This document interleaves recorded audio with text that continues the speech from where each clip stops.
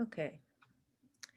Hello, everybody, and welcome to the Seattle MLK Organizing Coalition's 39th Annual MLK Celebration. Each year, we honor Dr. King's legacy with a rally, march, and community workshops, amplifying our call for peace and economic and social justice. This year, we also honor the legacy of Congressman John Lewis and his call for good trouble, necessary trouble. Our workshop for this hour is The Truth About Hate Crimes and Hate Groups.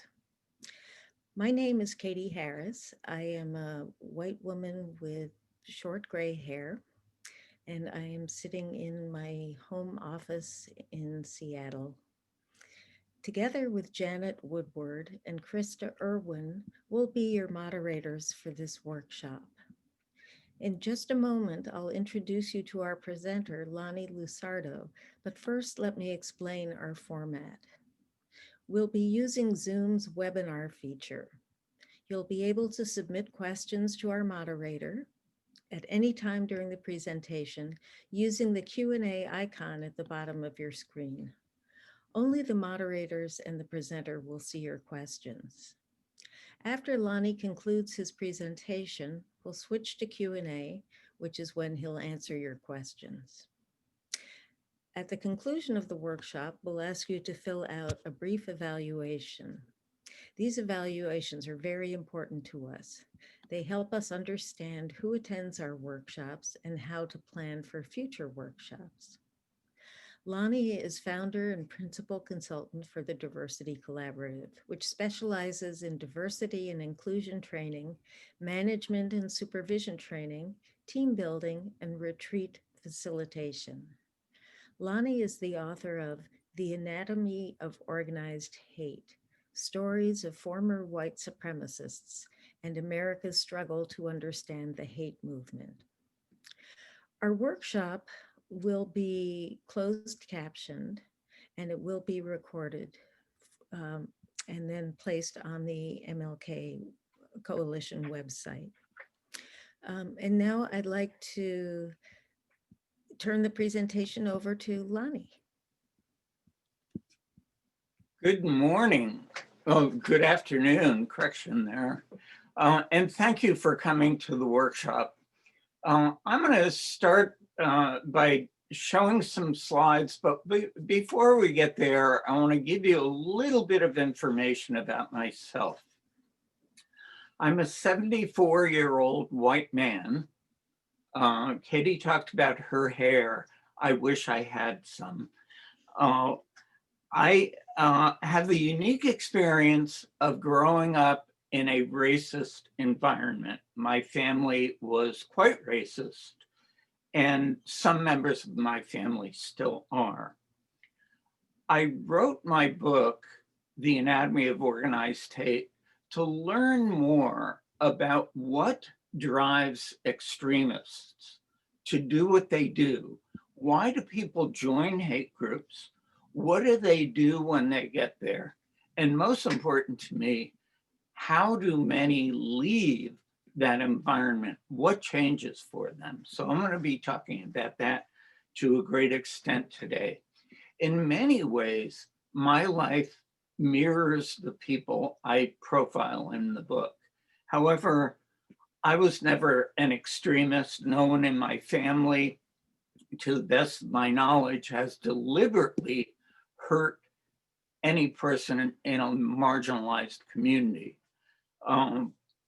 What caused me to transform or change myself was a number of specific events, the biggest of which was realizing from high school and into the military that I was struggling with my sexuality. Being a gay man in 1964 when I graduated high school was not a cool thing. And when I finally was able to accept that, I began to realize I'm in a marginalized population. I can no longer put down or use negative terms for other minoritized people. I hope that helps give you a little bit of a context. I'm going to share my screen now and go away, and you are going to see a series of slides. And I'm going to explain each slide as we go through.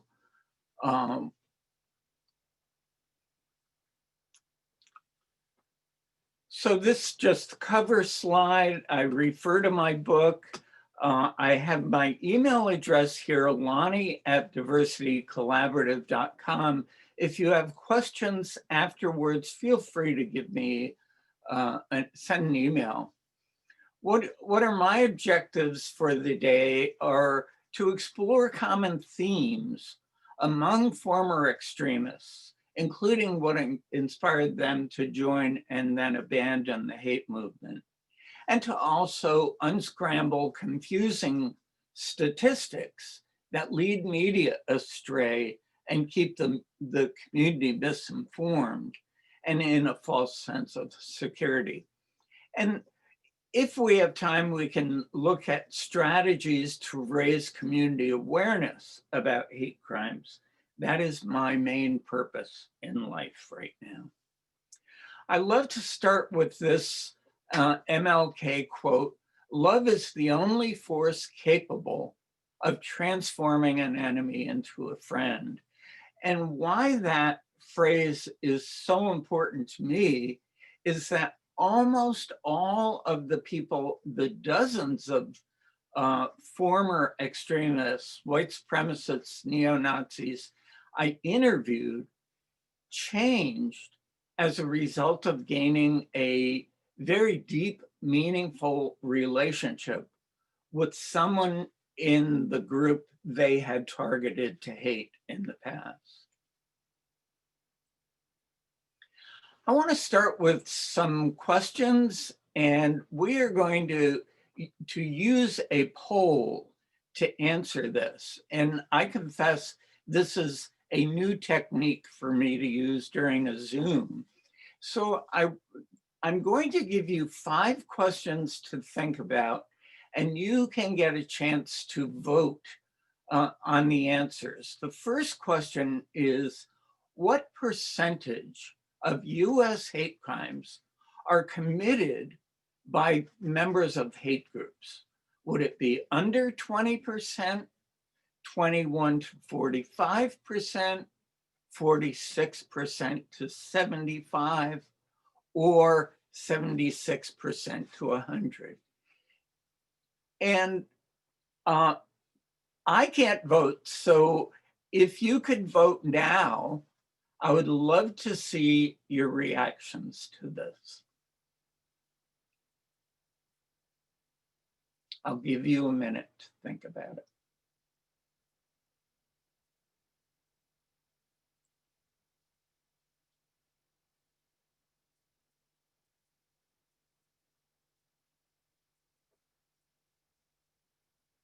I'm also going to be talking about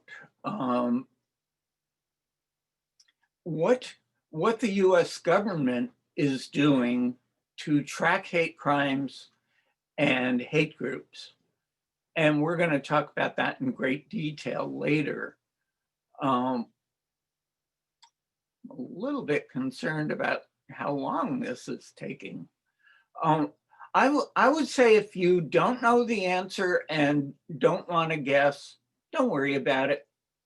I will tell you in advance, no one has ever answered all of these 5 questions correctly. In fact, I don't think anyone has ever answered one of them correctly. Lonnie, I want to make sure you can see the poll on your screen. Can you see it? I can see the poll, but I don't see results yet. Okay, I can read the results to you.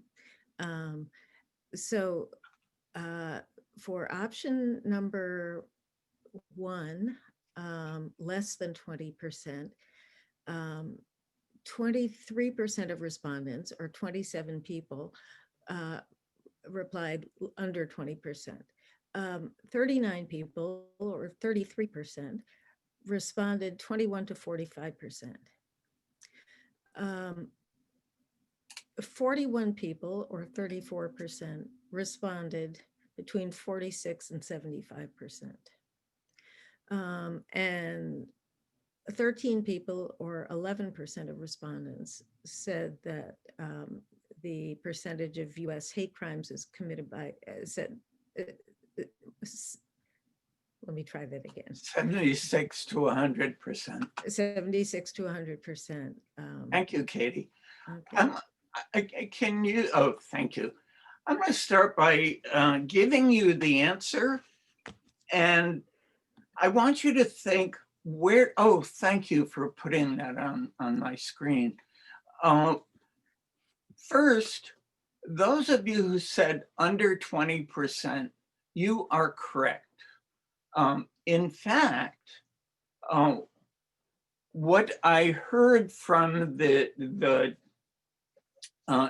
chief investigators at both the Southern Poverty Law Center and Anti-Defamation League is that hate groups today are insignificant. That means that the primary people committing hate crimes today are lone wolves or people who just get a radical bug up their nose, see something on the street, and act on their hatred.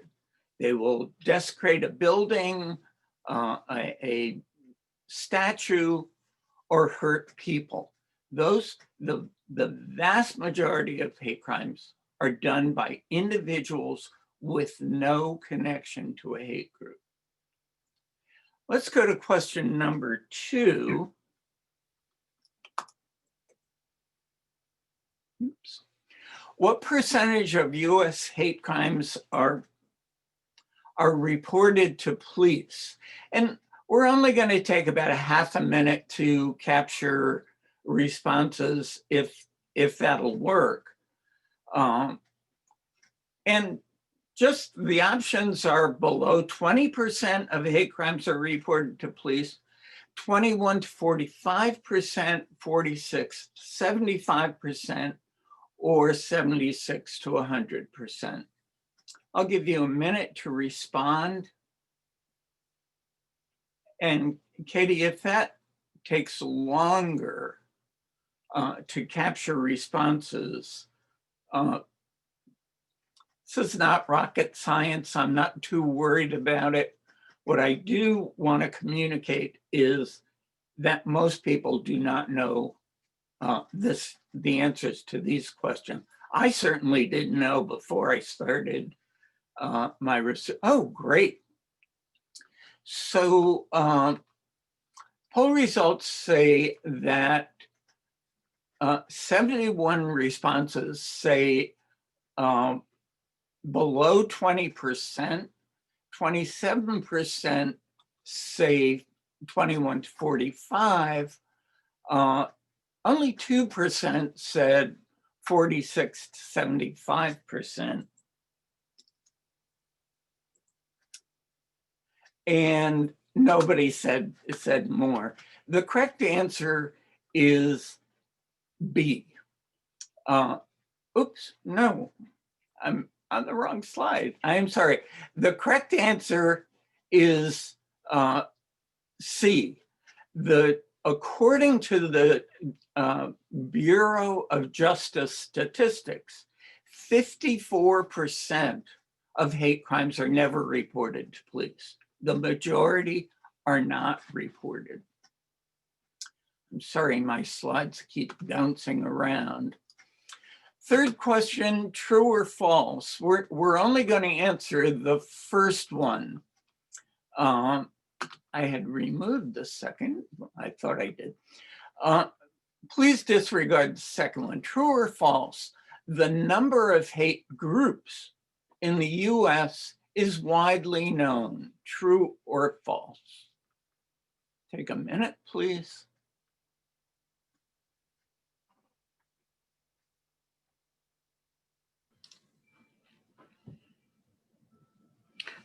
Lonnie, the Yes. attendees actually can see the number of hate crimes committed every year is based on statistical evidence. That's the question before them right now. I'm sorry.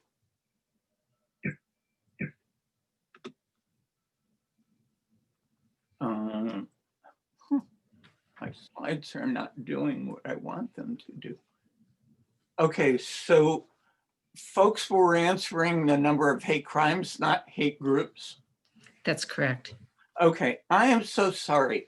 I will answer both questions for you. The number of hate crimes committed every year is based on reliable statistical evidence. It's a tricky question. It's based on reliable statistics, but the stats are garbage in, garbage out. So not the correct questions are being asked to determine the number of hate crimes. And I will get into much more detail in another slide to flesh out what I mean by that. So the FBI is the principal government agency that tracks the number of hate crimes. I will explain why the data we get from the FBI is really unreliable. And in terms of the number of hate groups in the US, they are widely known. However, the data is always changing. For example, many of you may be familiar with the Southern Poverty Law Center's hate map, which is updated annually. But what we always experience is some states have a decrease in the number of hate groups, some have an increase. And they're always so changing that the number of hate groups is sketchy. How about a question for how many hate groups are based in your state? Those of you who have been involved in the workshop don't get to vote in preparing the workshop. Don't get to vote in this because you know the answer. Would you say there are under 20 hate groups in Washington state, 30, 50, or more than 75? Take a minute, please.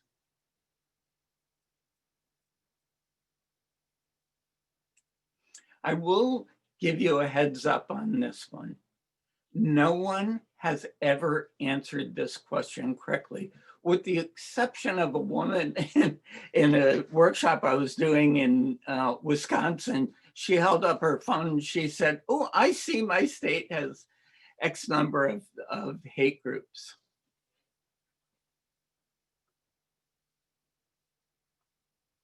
Okay, so 36 of you said under 20, 33% said 30, 20% said 50, 12% said over 75.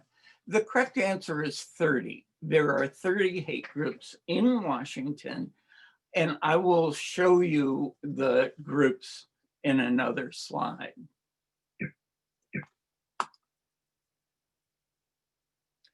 Final question, how many women and men are members of US hate groups? Under 100,000, 100,000 to 300,000, 300,000 to 500,000, or none of the above?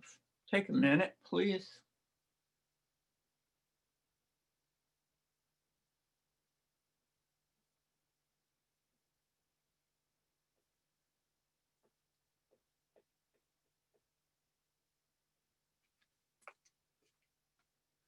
Oh, great.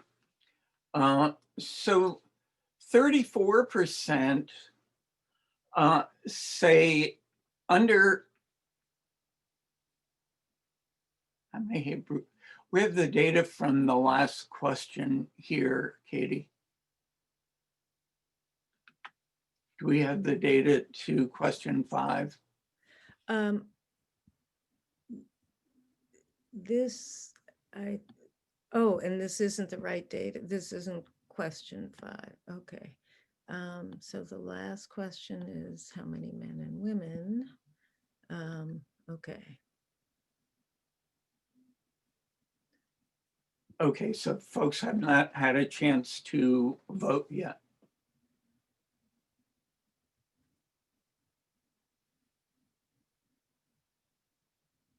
People are still voting. Okay. I have to figure out an easier way to do this because time is lost. Okay. So let's look at the poll. 19% of attendees say under 100,000. 36% say 100 to 300K. 20% say 300 to 500K. And 25% say none of the above. None of the above is correct. The challenge to this question is nobody knows. We do know, according to Anti-Defamation League, ADL, just the KKK alone has about 100,000 members in the US today. What makes this question so hard to answer is if the Southern Poverty Law Center or ADL, who does all of the research on hate groups and people in hate groups, if they go to the leader and ask how many members in your group, the member is going to say, oh, we have 400, when in fact they have 2. So those data are very, very hard to determine. And again, it's a changing landscape. Every year the data changes. Number of people have answered more than one question correctly, 0. And I hope that was not a gotcha. It was to demonstrate how little we know. What most Americans know about hate groups and hate crimes is misleading, grossly incomplete, or dead wrong. And I will explain that in more detail. I'm going to talk a little bit first about why people join a hate group. Very strong sense of belonging. Many of these folks were loners in the past. And when they are part of a group, that sense of belonging really bonds them together with people of similar thinking. Hard selling recruiters, charismatic leaders, persuasive members. I would say that many of the people I interviewed were drawn into a hate group by a family member or a close friend. Also, the belief that access to jobs, education, a home, etc., is being usurped. I apologize for my slides jumping around. That access to jobs, etc., is being usurped by people who are inferior or unworthy, in their words. Many people join because they have conflicts with parents, step-parents, with their peers. Black separatists are entirely different. For the most part, Black separatists have a desire to be isolated from the white culture. They want a state for Black people, African Americans, and people of African descent where they don't have to live under the thumb of white people. Why people leave the movement? I love to talk about significant emotional events.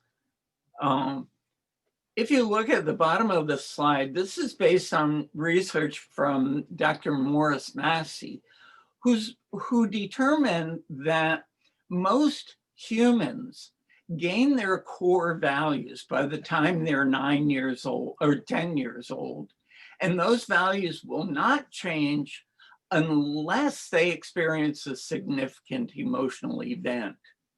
And the significant emotional events that people I interviewed, the ones I profile in my book had, are They gained a deeply personal connection to a person targeted by their hate group. I mentioned that before.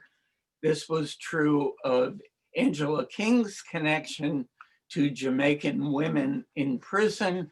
I would love to tell you the story of Angela, but we just don't have time for that. Others had time to reflect in prison after being charged with a hate crime. And Carrie Noble, who was the #2 leader of a large Christian identity group, and if I have time later, I'll explain what Christian identity is.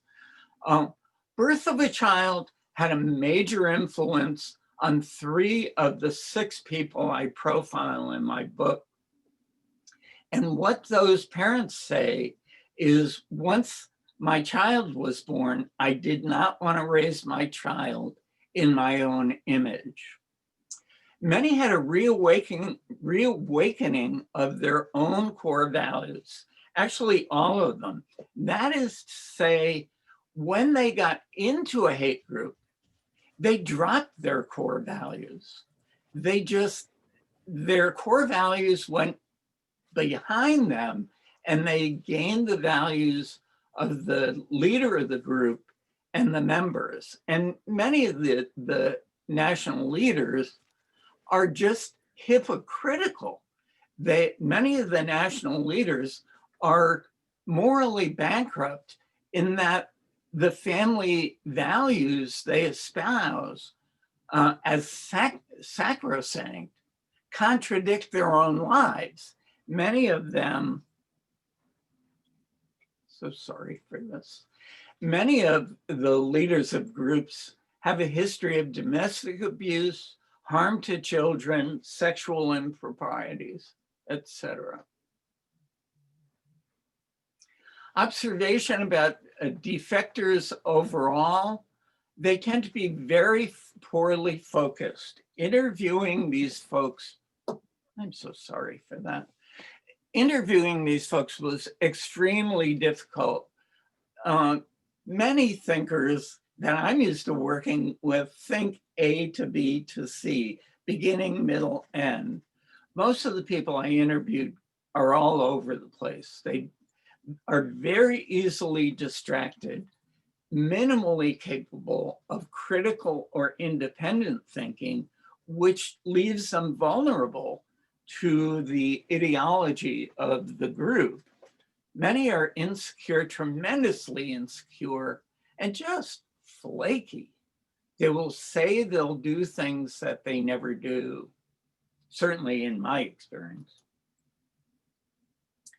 Now let's talk about hate groups nationwide, and I need to check my time. The total number of hate groups nationwide is heavily researched by both SPLC and ADL. However, as I mentioned earlier, the number of individuals in any group is not known and it's not calculable. So we're not really certain about a lot. And when a group disappears, for example, a couple of years ago, the state of California reduced its number of hate groups by about 30 or 40.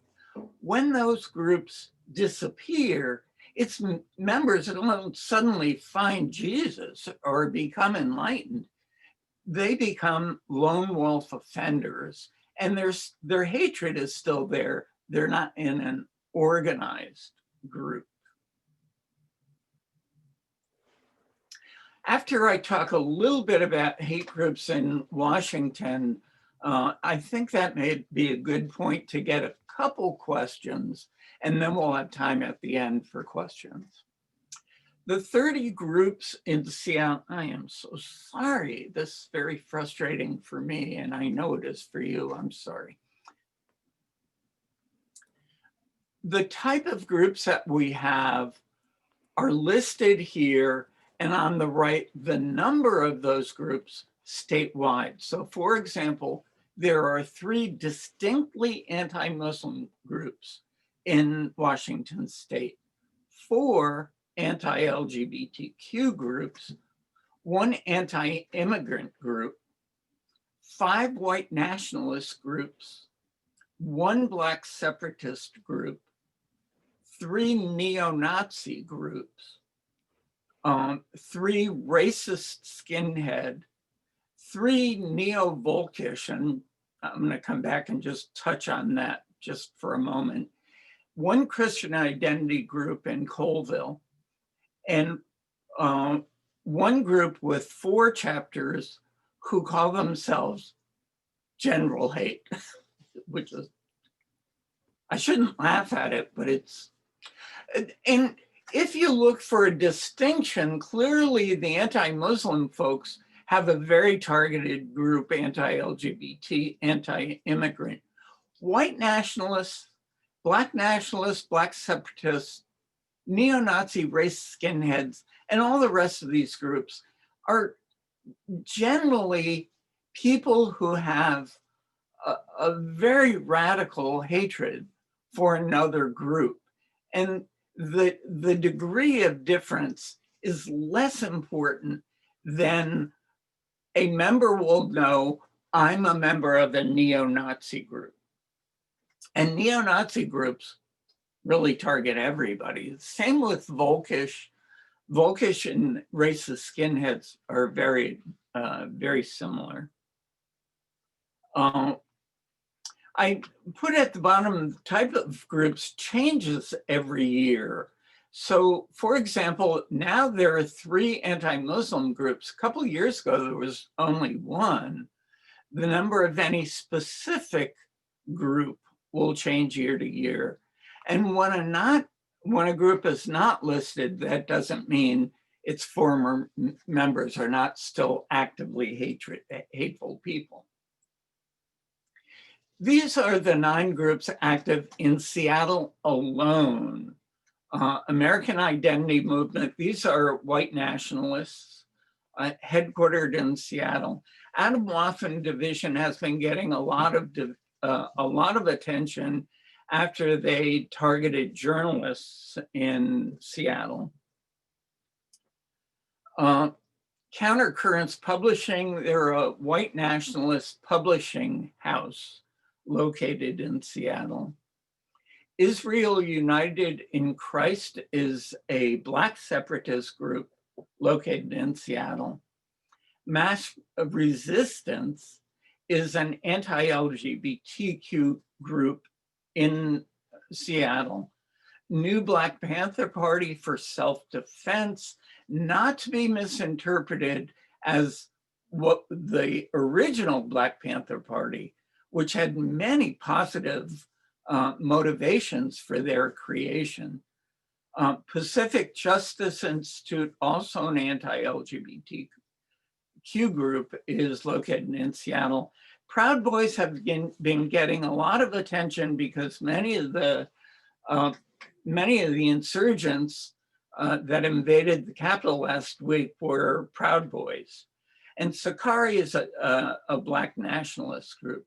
You will notice here that the name of the group rarely reflects the target group thereafter. American Identity Movement, if you didn't know that was white nationalists, you probably would have not an inkling that they're a hate group. Atomwaffen Division, kind of different. Israel United Church of Christ, sounds like a church. Same with Christian Identity. And I will speak a second on Christian Identity, although it may be Christian Identity does not show up in this group. Yeah, so these are 8 groups that are located in cities other than Seattle. Act for America, anti-Muslim group in Spokane Valley. The ones I want to talk about as you look them over is Our Place Fellowship, is a Christian identity group in Colville. Christian Identity is a very, very, my word, warped odd theology. It's based on the belief that not only were Jews or Jewish people not the saved people, they don't exist. Christian identity groups are all over the US. I don't remember right now how many there are nationally, but one man I write about in my book, Kerry Noble, was the #2 leader of a Christian identity group in Arkansas that at its high point had 52 families living together in a protected compound. Notice we have 4 chapters of Proud Boys in the US, and that group is growing bigger and bigger. You may be aware that a group that's not on any of these lists is the Boogaloo Boys. Boogaloo Boys is a movement with a huge membership nationwide that is driving is driving the call for race war. And if you'll allow me a diversion for a minute, I believe that what happened at the Capitol last week is the fundamental ingredients of a race war.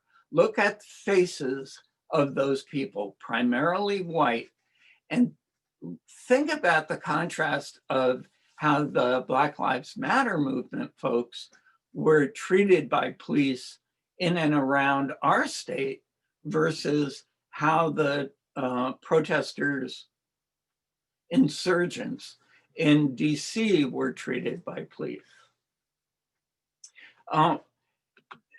And I explained that all these groups may not equal 30 because some groups have multiple chapters. 12 hate groups are active statewide. I'll leave this up for a minute.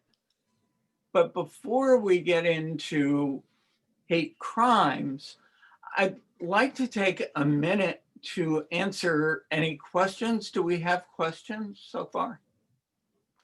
Yes, we do. Excellent. There's a couple questions, Lonnie, about membership. One person asks, seems like lots of people might be associated but not consider themselves members. Is that true? And another person asks, can people be a member of a hate group without even realizing it or acknowledging it themselves? For example, in denial. Well, great questions. Can you repeat the first one, please? Sure. Can somebody be in a hate group and not know it? Yeah, and the other one was, let's see. The other one is, seems like a lot of people might be associated with a hate group, but not consider themselves members. Okay, the answer to the first question is if they identify as a member of a group, they will say, I'm a member of, and they'll name their group. It would be very odd for someone to claim they're a member of a group if they're not active in the organizing for that group. In terms of being associated, many actively hateful people can access websites. And in fact, one of the reasons that the number of hate groups tends to decline from year to year, not always, sometimes it goes up, but many years it will go down because there are so many hate groups listed in social media. The biggest, Stormfront, has, I'm told, hundreds of thousands of members.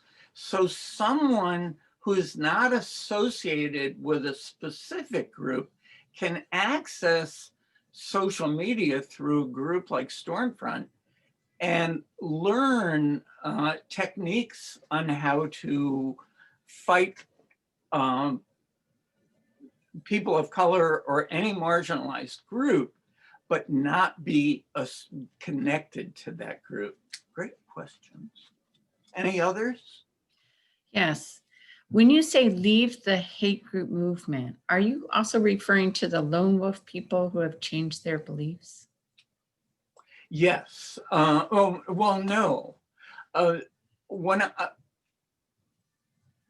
a lone wolf does not necessarily mean that she or he was a member of a hate group before. Many lone wolves have no connection to a hate group whatsoever.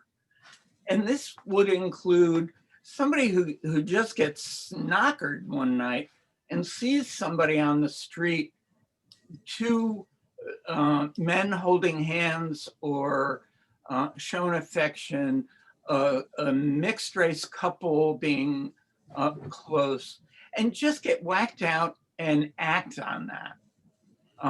And they will have, those people will have no previous association with a hate group.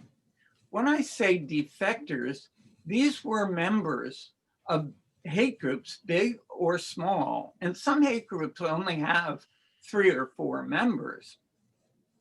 And they left, they made a conscious effort to leave that group. And I do want to explain the risks involved to someone who leaves a hate group. That sense of belonging internally in the group is all fake.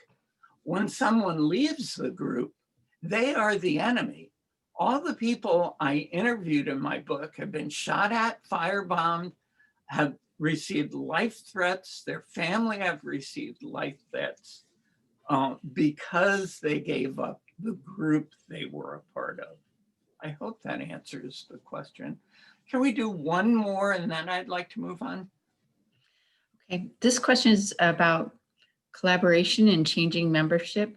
Do neo-Nazi groups cooperate with, say, racist skinhead or anti-Muslim groups?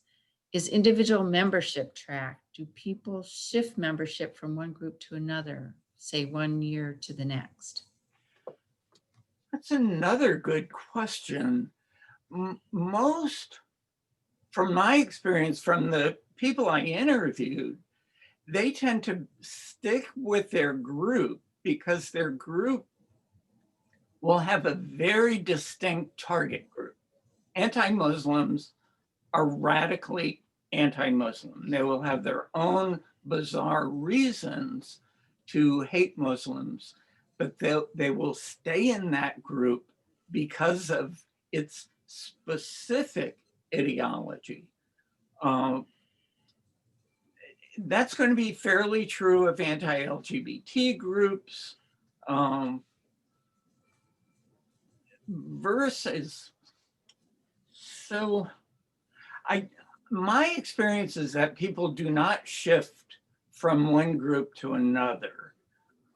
That sense of belonging in one group is extremely important to them. It's extremely important to the leader of the group to make sure that those folks stick together, because they know when one leaves, that person has all the secrets of what this group has been doing.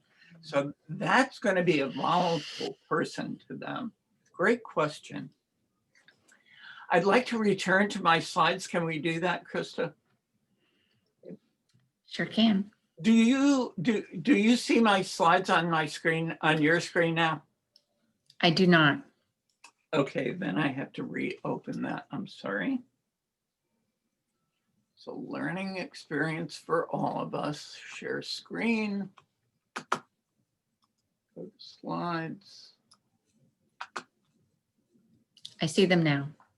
Yeah. Oops, I didn't want to play from start.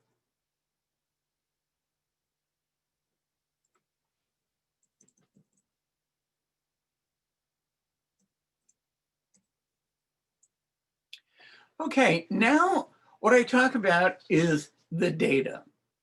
The data we have about hate crimes does not add up to reality, and I'll explain further down in the slide.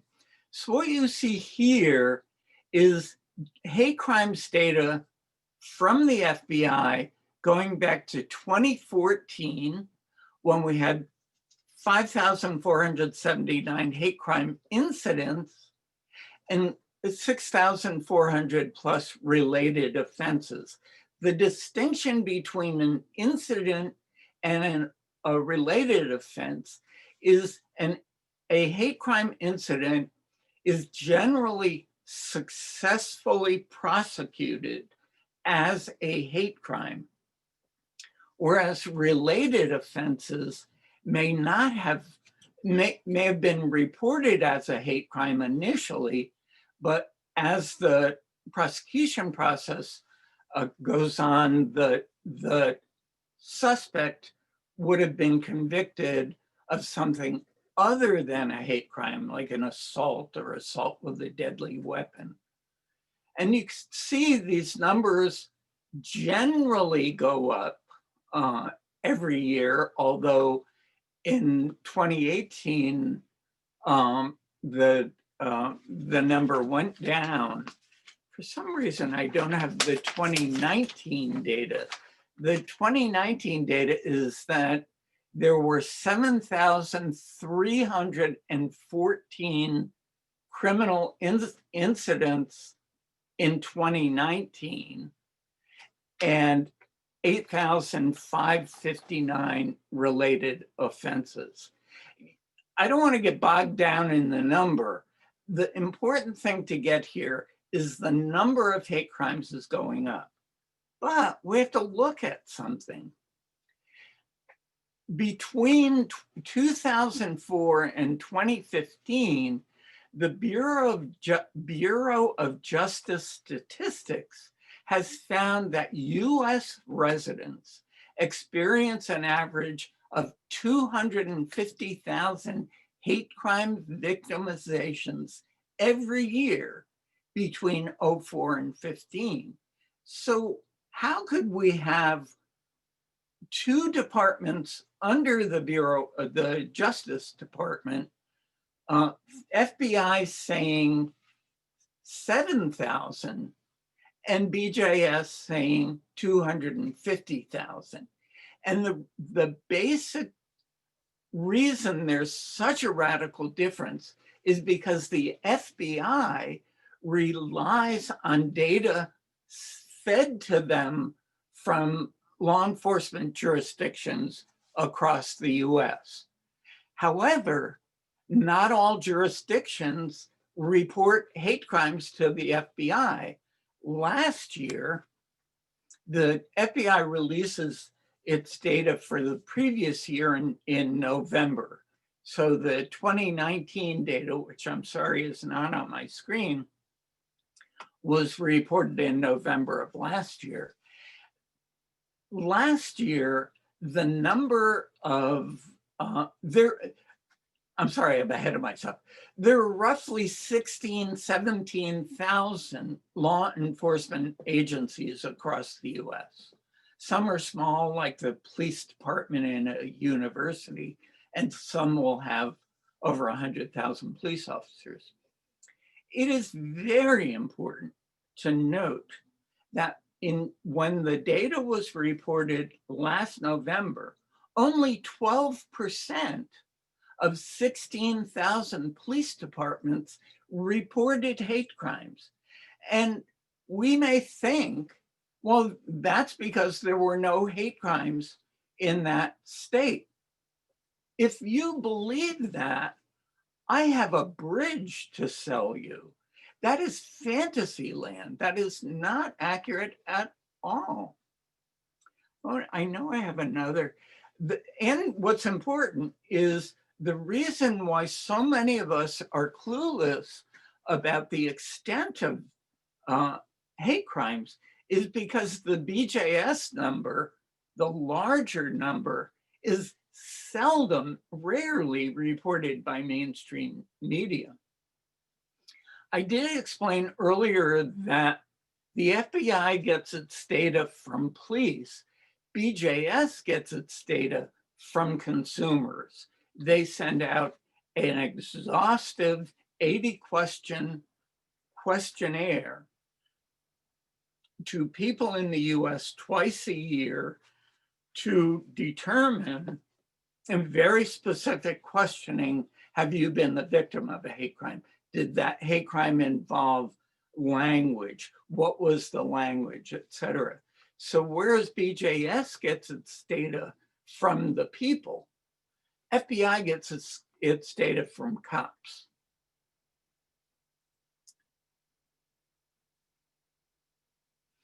Here's some of the reasons why 54% of victims stay silent. Black and brown people have a very high distrust of police for a very good reason. Many fear being re-victimized.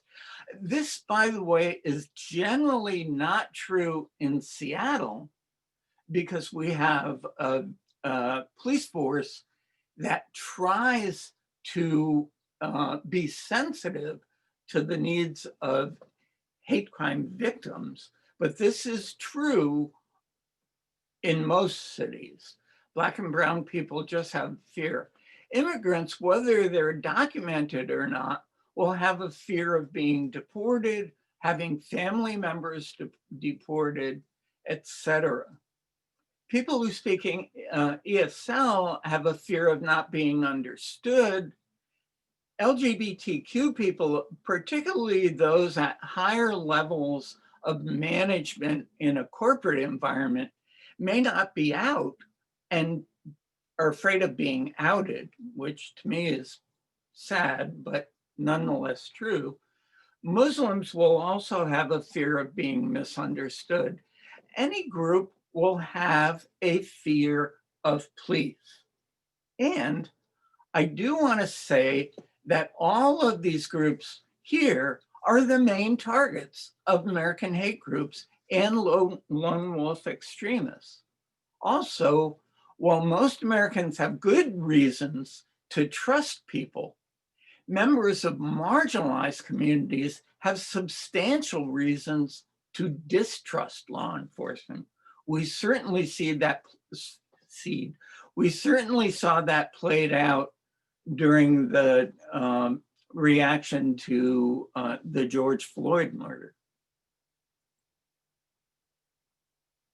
In terms of the current political climate, how do we stay ahead of the curve?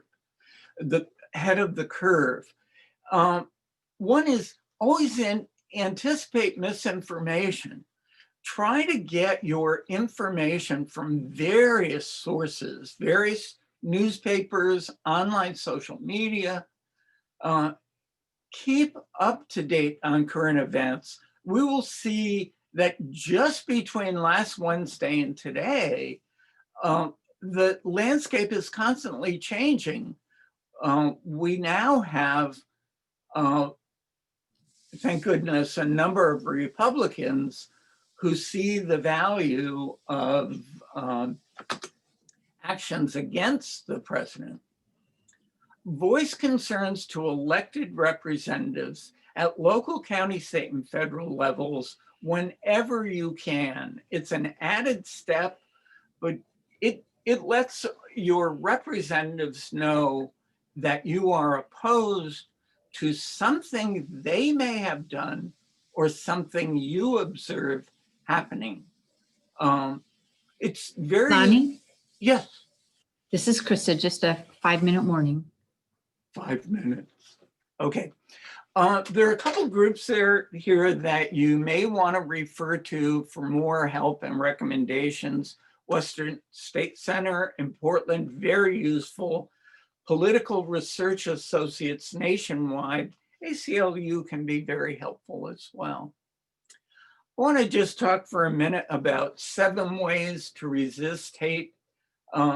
Know who you're voting for, be involved in your community, assuming that you trust police in your locale. Do everything to empower a victim to report hate crimes to the police. Teach children at the earliest possible age about difference. Know your core values. So many of the people who get involved in hate groups do not. And exercise reasonable curiosity. Protest politically, not physically. I will have time for a couple questions, Krista, if you have more.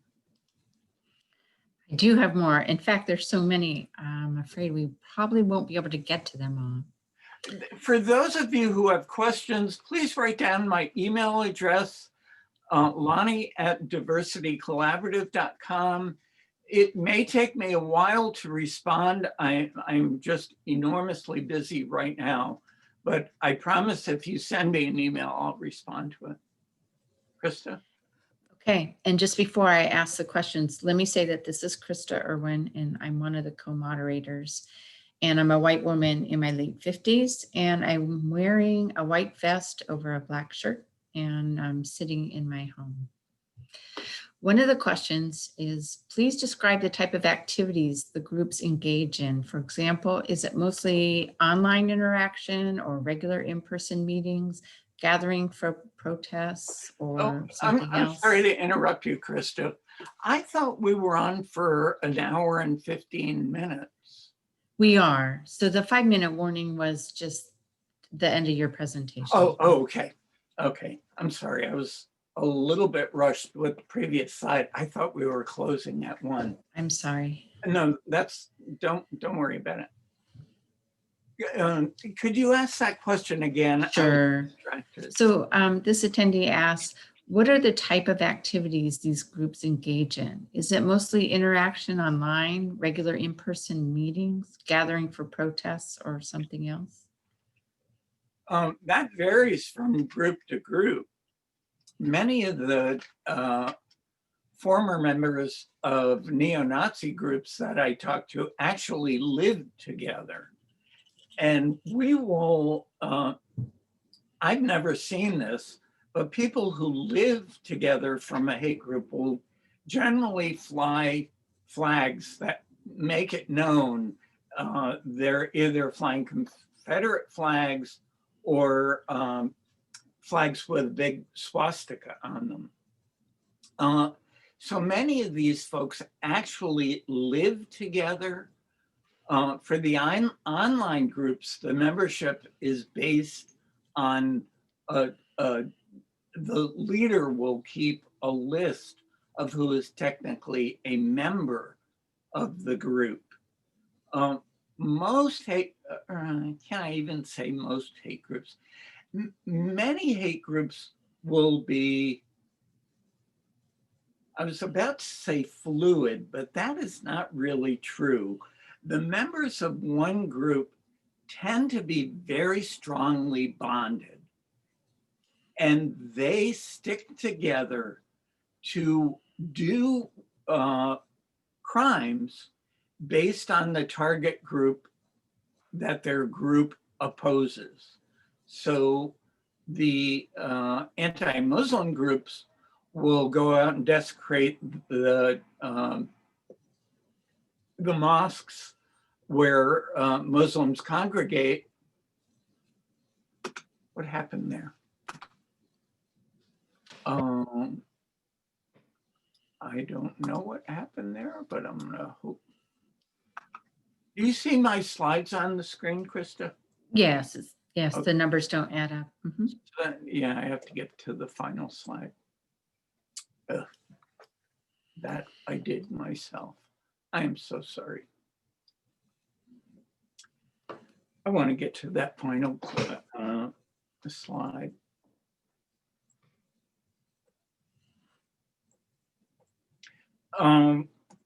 So many members will move from one group to another, but that's really rare because when they leave their group, let me explain something that I should preface this by. Each hate group is very tight. How they operate, their tactics will be secretive to the members of that group. If a member of Group A goes to Group B, that person is now the enemy, and they are very likely to face serious repercussions, getting shot at, getting life threats, etc. So it's very uncommon, really, for members of one group to go to another. And it's very interesting that a number of hate groups hate one another. This group is actively hateful toward another group. Does that make sense? I hope I did that right. Yeah. I hope that made sense. Another? Yes. How are these groups associated with Trump support in the GOP? Oh, let's get political. Many of the people, if someone's in a hate group, they don't mind being identified as a supporter of Trump. What we don't know, we do know that members of significant large hate groups were a part of the insurrection last Wednesday, particularly Proud Boys, Boogaloo Boys.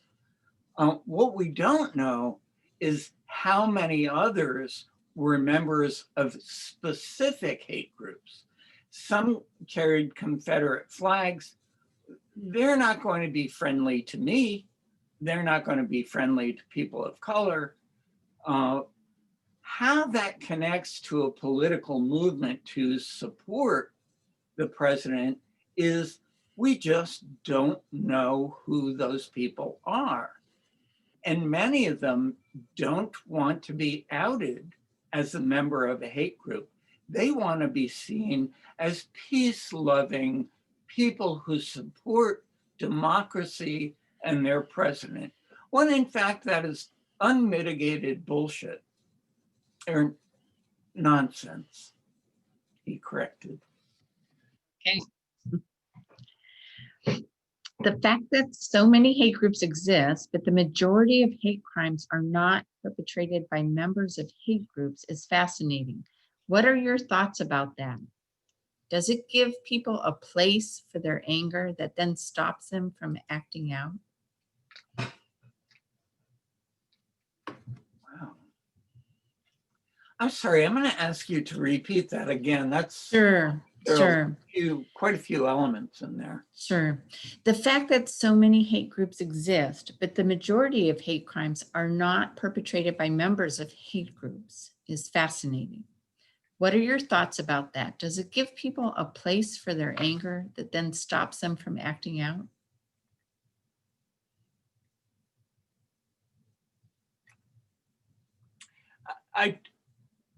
That's really a good question. I've never been asked that before. It doesn't necessarily give them a place for their anger. Those who want a place for their anger will probably join a specific hate group. If those who want to commit a crime, actually, this may help. I believe, and I believe very strongly, that the people who commit crimes didn't intend to commit that crime. They just got so sucked up in hatred by something they saw that they just acted on a sudden rage. And that's what's behind spontaneous hate crimes. These folks will have no association with a group. They don't want to be associated with a group, but they just see something that drives them to a hateful act. I would also believe, and others may disagree with this, I believe that many of the people who in the insurrection last Wednesday never expected nor intended to actually break into the US Capitol. They were in a crowd of people. This is what happens when you're in a crowd of people who think alike, in this case, very pro-Trump, they just get hooked on what the leaders are doing. If their leaders are banging on doors and breaking windows, they're going to be there because they're so sucked into the ideology. And for many of those who invaded the Capitol, you will see in the initial invasion, when they first got in there, they're looking around the building like visitors. And then they, for many, not all certainly, but for many, they're just there as followers. That's what the hate movement is all about. We have to be conscious of the zeitgeist in these groups and in the country. Zeitgeist is the consciousness, the social milieu. And the social consciousness in the US today, the zeitgeist, is being dominated by a radical president who's getting people to believe untruthful information. That zeitgeist causes people to act on hatred.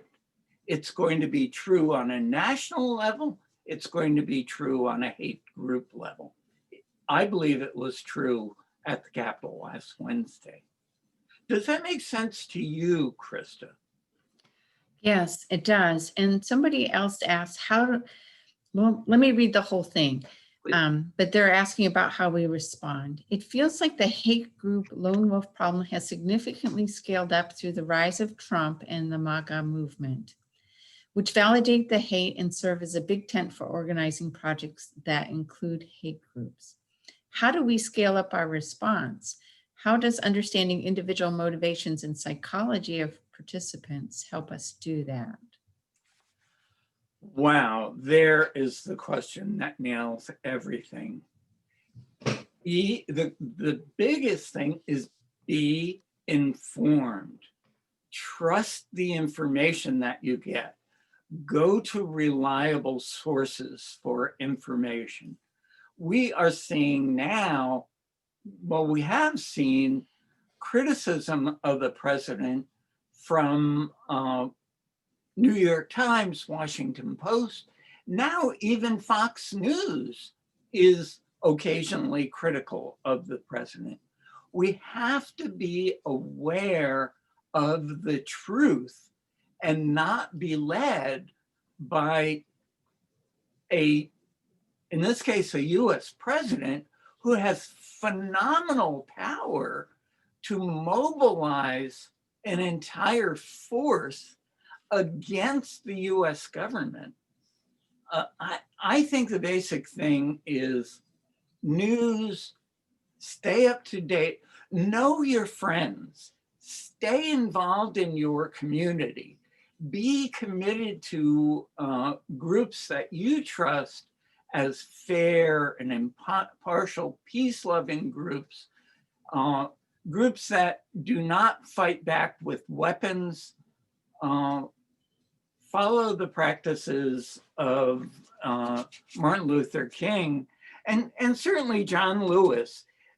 It's important to recognize good trouble and necessary trouble without hurting people in the process. Does that help? It does. There's so many good questions. It's hard to choose. I'm sure. Well, here's a challenging one. It sounds like you don't consider the police, including the Seattle Police Department, a hate group. Can you explain why not? So it sounds like this attendee would put them in that category. Yeah.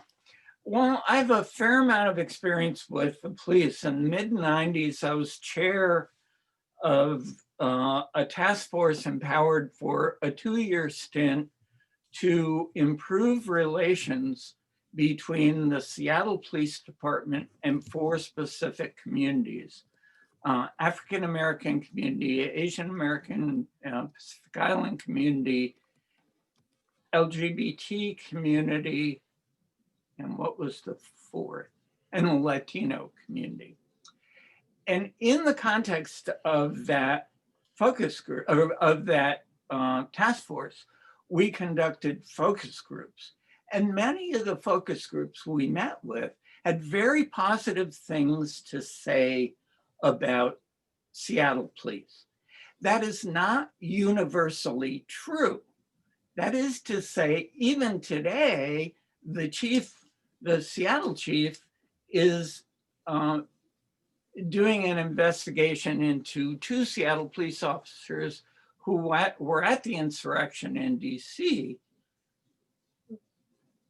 In Seattle, because we have a very progressive environment, and a progressive government, it is highly unlikely that the majority of police are going to be hateful people. They are doing their job. We may disagree with their job and the tactics they exercise. That is what they're told to do. It is a very challenging situation. I have many friends who are police officers in Seattle, particularly officers of color, whom I respect greatly. Do we know there are people who do not agree with a liberal agenda in the Seattle police? Yes. And their tactics may violate a certain group. Those police, even the good ones, believe that they're doing their job. It's a very tough dichotomy. Please do not interpret this as I'm saying, love every cop. That is not what I'm saying at any stretch. What is important to recognize is while any police department is going to have bad apples, we have to explore and find out, are there bad apples or is it a bad orchard? And in my belief is the orchard in Seattle is not poisoned. Police actions nationwide have to be re-examined. Let me give you one example of a way that police can be more active against hate crimes. Currently, victims of hate crimes only have one option to report the hate crime, and that is you either go to the Seattle Police Department or you keep your mouth shut. What I'm trying to, and this is something I propose to members of Seattle City Council, is can we create a coalition of nonprofit groups, including groups like the NAACP, Greater Seattle Business Association, that's an organization of gay business owners,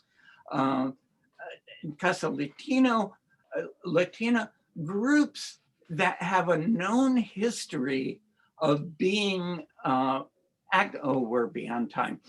And what I'm suggesting is we need to empower other avenues for people to report police, or to report hate crimes, not just police. I could tell my time is up because Katie is here. Yes. So Lonnie, thank you so much. I am going to put up a screenshot, which includes our evaluation link for the workshop. And it also includes Lonnie's email address. And you can also go to the first two links to see what other events are associated with Seattle MLK celebration, and specifically what other workshops we still have on tap. So thank you, everybody, for coming. And we look forward to seeing you at other workshops. And this concludes our presentation. Can I add one thing, Katie? Oh, one last thing. Make it If quick. you want a copy of the book, email me and I'll get you an autographed copy. Okay. Thank you, Katie. Thanks. Goodbye, everybody. Thank you.